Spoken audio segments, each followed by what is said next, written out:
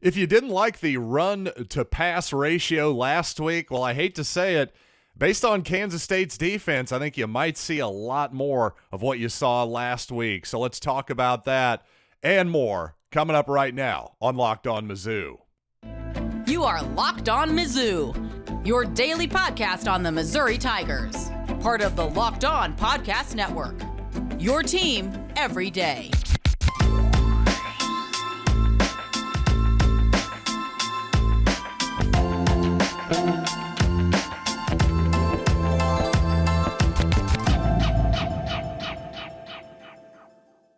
Hey, all you true sons and daughters, I'm John Miller, your Mizzou mafioso and the central scrutinizer of Missouri Tigers football and basketball. Thanks for making Locked On Mizzou your first listen every day. We are free and available wherever you get podcasts and on YouTube, part of the Locked On Podcast Network, your team every day. And frankly, after yesterday's show, thanks for coming back again, because I owe all of you an apology. I've honestly felt like a complete moron here for about the last 18 hours or so, and I realized I made a pretty big error during my A block of yesterday's program. I said Eli Drinkwitz fired Steve Wilkes during the middle of the 2021 season.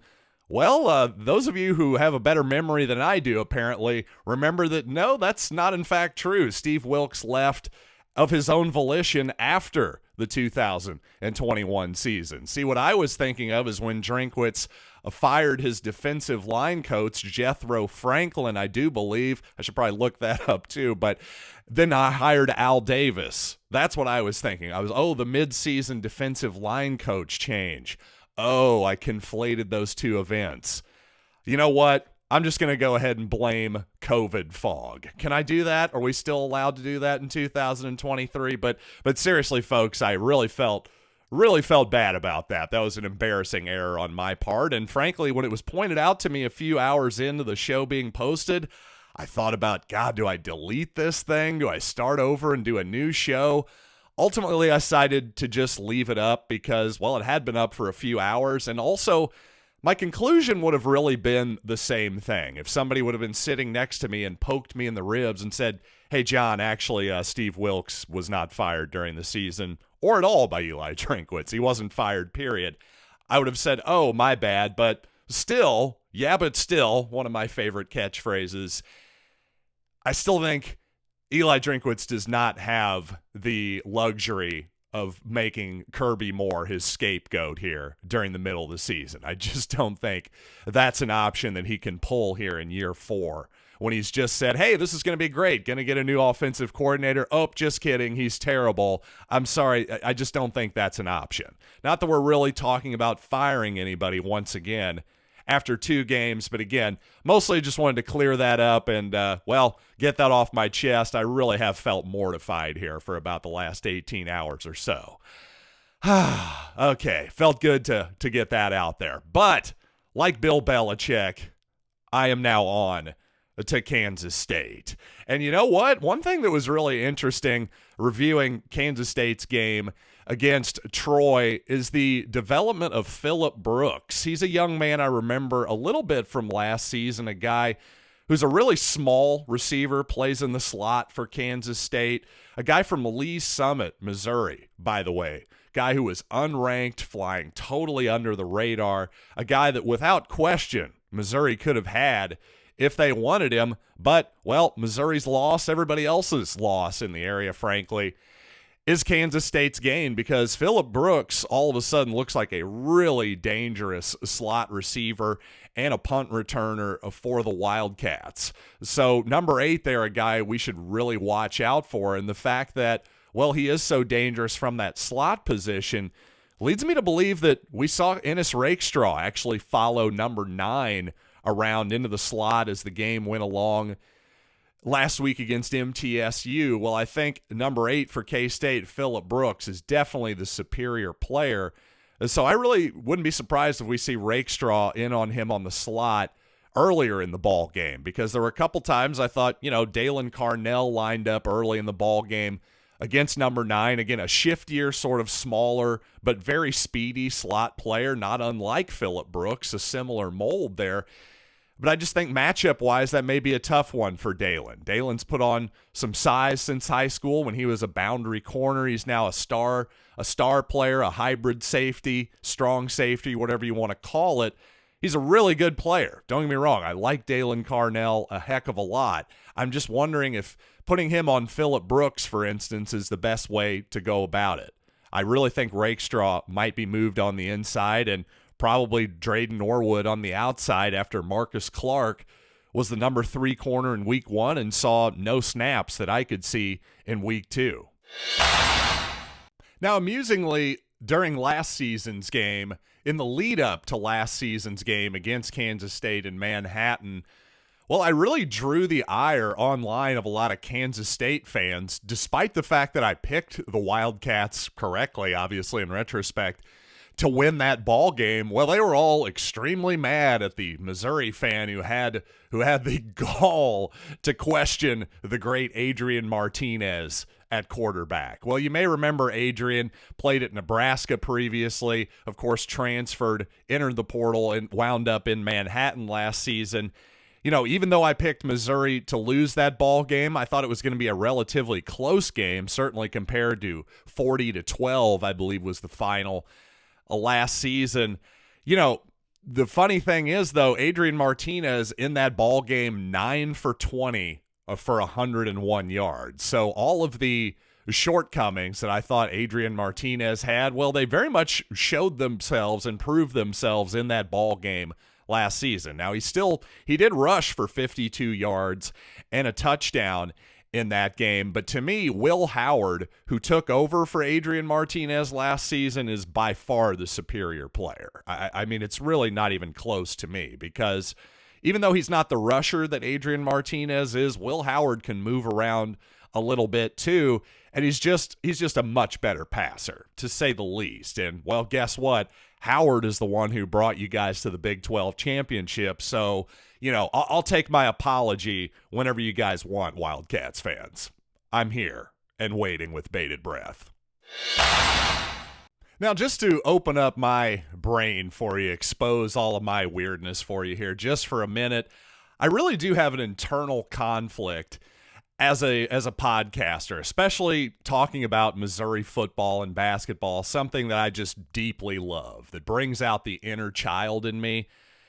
Well, that also, I'm kind of a delusionally optimistic type of person. And this is where the conflict comes in. I haven't loved what I've seen from Missouri's offense the past couple weeks, so I have to be honest with all of you. Otherwise, what is the point of this podcast? This is an opinion-based podcast. If I'm not going to give you my honest and true opinions, whether it reflects poorly or positively on the program, on Drinkwitz, well, then what am I even here for? That's the point. But you know what? I'm kind of getting a little bit tired of the negativity. I'm just the type of person, after a day or two, a couple episodes of that, I'm going to just start looking for reasons to be hopeful coming into the new week. That's just the type of human being that I am. So with all that in mind, what are some advantages that Missouri might have in this Kansas State game? Heck, if it's still only 4.5 over at FanDuel Sportsbook, somebody must think Missouri has a chance to win this ball game. So, all this negativity that's around the program, it can all turn around with one victory this week. So let's talk about why exactly all that can happen. But first, passion, drive, and patience. That's what brings home the winning trophy. And it's also what keeps your ride or die alive. eBay Motors has everything you need to maintain your vehicle and level it up to peak performance, from superchargers, roof racks, exhaust kits, LED headlights, and more. Whether you're into speed, power, or style, eBay Motors has you covered. With over 122 million parts for your number one ride or die, you'll always find exactly what you're looking for. And with eBay Guaranteed Fit, your part is guaranteed to fit your ride every time, or your money back. Because with eBay Motors, you're burning rubber, not cash. With all the parts you need at the prices you want, it's easy to turn your car into the MVP and bring home that win. Keep your ride or die alive at ebay.com/motors. eBay Guaranteed Fit, only available to U.S. customers. Eligible items only. Exclusions apply. And with week 3 of college football upon us, you got to check out Locked On College Football Kickoff Live. Each Friday, Locked On will go live from 10 a.m. to noon Eastern on my YouTube channel and everyone else on the College Network. It's College Football Kickoff Live, covering, of course, the playoffs, all the rivalries, with all of our experts covering their team every day. Find Locked On College Football Kickoff Live every Friday from 10 a.m. to noon on my channel. You won't want to miss it. Well, my mom, by the way, actually worked for the Mizzou football program during the 1990s for a few seasons, the tail end of the Bob Stull era and the beginning of the Larry Smith era as well. And I remember when I got my braces on as an 8th grader, not a real awesome day for any young kid who's feeling a little awkward anyway. Oh, guess what? Now you get these metal things on your face. This is sure to impress all the girls. At least that's how I felt at the time, right? So my parents were nice enough to bring me to a Mizzou football practice. That was a fun thing to experience. And I remember that day, again, the braces day. I remember getting a big hug from behind from former Missouri cornerback Clayton Baker. I'm sure he doesn't remember this story whatsoever, but it's something that I still remember, and it definitely put a smile on a young man's face that day. But you know what? Clayton, apparently a listener of the podcast as well, at least occasionally, and he commented recently on Facebook that he thought I was being too negative about this team, and he wanted to see not just negativity, but some solutions. And he wasn't just talking about me, but just Missouri fans in general. And hey, generally speaking, that's certainly a fair criticism, but you know what, Clayton? I did actually offer up a lot of solutions on my program. And indeed, in the tease that he commented on, well, one thing I said was that, hey, Missouri refuses to attack the seams of the field. Now, you could interpret that as a negative comment. You could also interpret that as a solution, meaning, hey, Missouri, attack the seams of the field. Now, I will say this. The way in which Missouri, I wanted them to attack the seams of the field against Middle Tennessee, basically involved quick passing and getting rid of the football quickly and just running Theo Weiss, Luther Burden, maybe even 2 of them at the same time in order to put the single high safety in a bind. He can't cover both of them at the same time. He can't help out on both of them at the same time. Well, you know what? It's going to look a lot different in Kansas State. If Missouri is going to try to attack the seams, well, that's not going to work. Quick passing and just trying to force the ball into Kansas State's 3-3-5 largely zone defense where they drop 7, 8 guys into coverage a lot, that's probably not going to work, especially with Brady Cook. A lot has been made of the fact that he doesn't have the strongest arm on the team. Well, trying to ask him to throw the ball into incredibly tight zone windows is maybe not the solution. But having said all that, I do still think Missouri can attack the seams within this ball game, whether it is with Burden, Weiss, a tight end. I mean, even Mekhi Miller and Mookie Cooper can attack the seams as well. But also, it's not just about actually throwing the ball into the seams.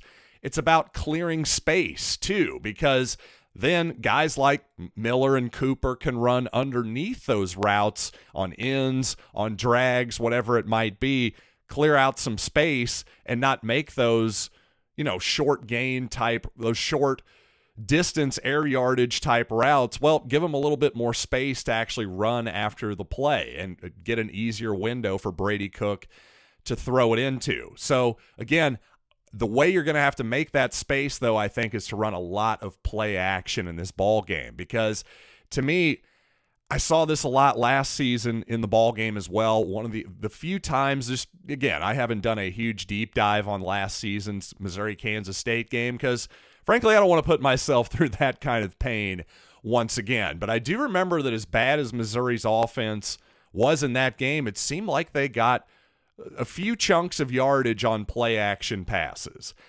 To me, if those linebackers, they're looking at the ball the entire time, they're almost always in a zone coverage. Again, in that 3-3-5 scheme, there's going to be 3 linebackers out there. Let's cause them to pause.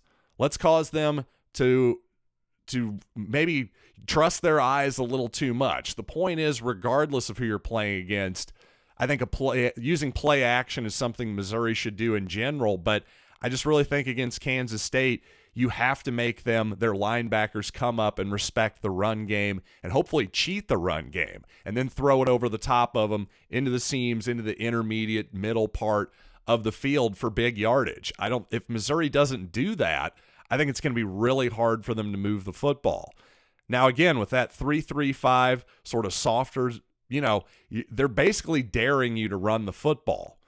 Missouri, with its 2-to-1 run-to-pass ratio last week, straight out of 1974 or something, basically, there's a really good chance you could see something similar to that this week, not only because Missouri wants to protect the football, they want to give their defense a chance to win. Drinkwitz has shown he's pretty conservative with this particular group on defense.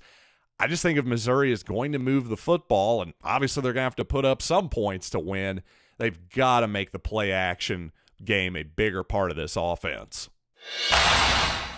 And coming up on the program, I want to give you an update on Chad Bailey and his injury status for this week, plus no takeaways so far for the Missouri defense. Maybe the only black mark on the stat sheet so far for that defense, but ultimately I just don't think that's anything to worry about whatsoever. But you know what? Before we get there, I want to tell you that everyone should be empowered to care for themselves and their loved ones during the unexpected. That's why Jase Medical offers the Jase case. The Jase case provides 5 life-saving antibiotics for emergency use and gives you a peace of mind so that you are not just hoping that you have access to medication in an emergency.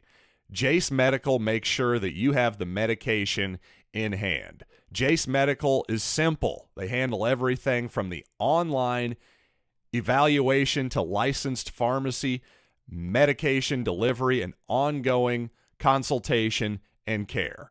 Don't get unprepared. Save more than $360 by getting these life-saving antibiotics with Jase Medical, plus an additional $20 off by using promo code LOCKEDON at checkout at jasemedical.com. That's JASE medical.com, promo code LOCKEDON. Well, linebacker Chad Bailey's 21-day oblique injury time frame, well, it was we're getting about right there. The Saturday against Kansas State, Eli Drinkwitz seems to be optimistic that Chad is progressing well with that injury, but Chad not appearing on the 2-deep this week, not on the depth chart, so that would seem to indicate to me he's probably not going to play against Kansas State on Saturday. But as a betting man, notice I didn't say if I were, as a betting man, I would say that Chad will probably play in St. Louis against Memphis in week 4. That's just my guess at this point. But obviously, whether Chad's in there or not, it would be nice to see Missouri get a few takeaways at some point this season. I guess if you're going to complain about anything the Missouri defense has done so far, it's the lack of turnovers forced. But you know what? I think if you actually are complaining about that, well, I think you're missing the point a little bit. The Tigers have done a nice job of getting pass breakups, 6 pass breakups, I believe, so far on the season. Statistically, every 4 pass breakups or so tends to result in an interception. When you get your hands on the ball, well, good things tend to happen. Obviously, Missouri's forced a fumble already, too. As I've said many times, statistically, recovering a fumble, hey, sometimes guys can make great hustle plays to recover a fumble, don't get me wrong, but statistically, there's not a lot of evidence that says that that's a skill. It's mostly luck. So, as long as Missouri's creating havoc plays, getting home to the quarterback on blitzes. They're hitting the quarterback. They're getting sacks. They're getting pass breakups. They've forced a fumble. Eventually, the takeaways are just going to come. A lot of that stuff is just luck at a certain point. The way you make your own luck defensively is just having lots of havoc plays, and so far, I think Missouri has had plenty of those. And thanks, as always, for making Locked On Mizzou your first listen every day, and thanks for sticking with me as I made a fairly egregious error at the top of the show yesterday. But as I said, we're on to Kansas State, and for you everydayers, of course, tomorrow on the show, more about Kansas State. May even put in my official pick tomorrow on the show. Haven't decided if we're going to go with that or Friday yet, but regardless, I look forward to recording, and I hope you look forward to listening tomorrow right here on Locked On Mizzou.